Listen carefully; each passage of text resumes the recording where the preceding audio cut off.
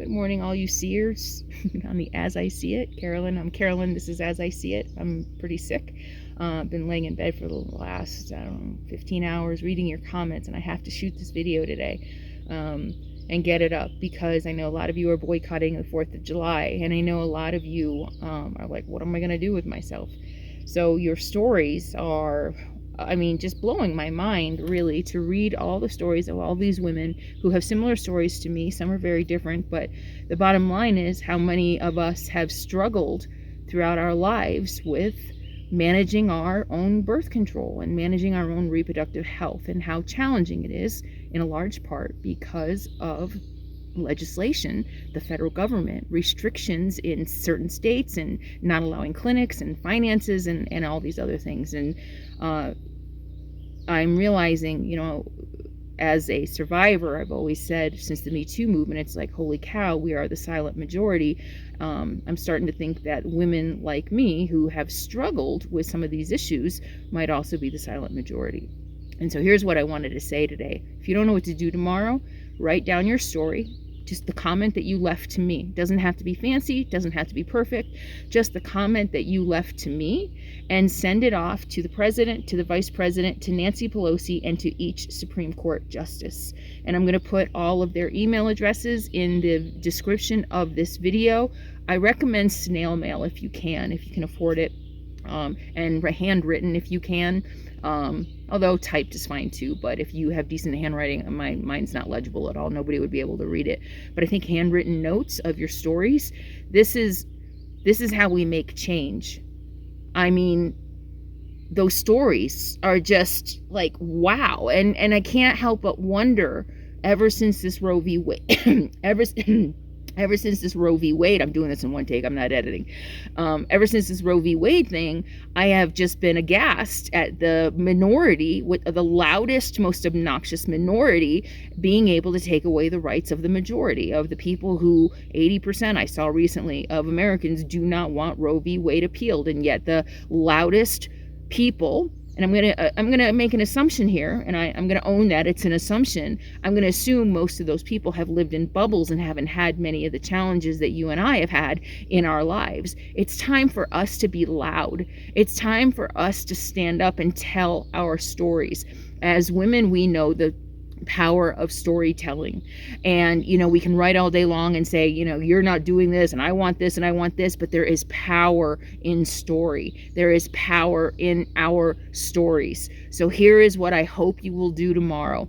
Write down your story, the comment that you left to me. You send it to every single person on the list in this video description. Like I said, you can send it email, but I think there's something for having all those tangible letters in their hands.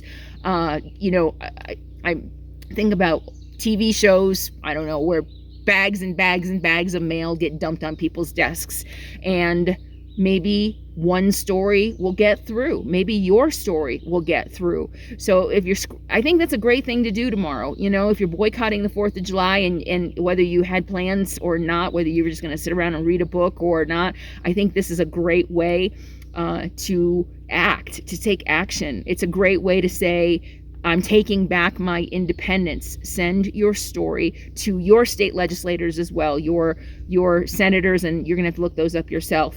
And I think I'd be able to put a link below to help you find who they are and how to contact them. I think there might be a national link that'll direct you in the right direction.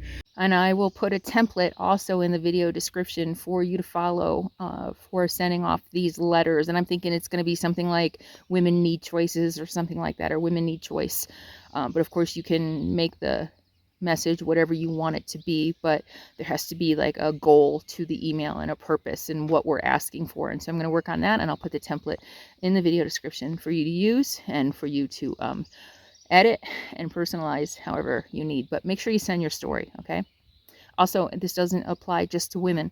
Men, if you've had experiences with the women in your lives and having reproductive control in your relationships, I hope that you will also send messages to our government. Thank you.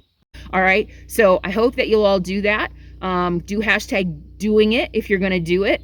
And I saw on Instagram a couple days ago Women's March is doing what is it, fuck the 4th. And it was a green thing, and they want everybody to wear green and go and march. So if you are interested in doing that, look up Women's March and see if there might be a fuck the 4th march in your city. That's also a great idea. I happen to be out in the middle of nowhere and I'm sick. Yeah, what do you think? I'm gonna do it. I can't remember what hashtag I said, but let me know if you're gonna do it. Like I said in one of the videos, I can't remember what I called it. We're from now on, I'm going to be helping us all get more involved and more active, and I think this is a great way to do it. So write your story down, however is easiest and best for you. If you can afford, the stamps, do snail mail. If you can't, you can even call. I don't know how long the voicemail might be, if you'd be able to tell your whole story, but you can try. So you can try calling, writing, and emailing. The more bombarded they get with our stories, the bigger the chance that they're going to hear us. So what do you think? Leave your thoughts below. I'm going back to bed as soon as I'm done with this. I'll see you later. Bye.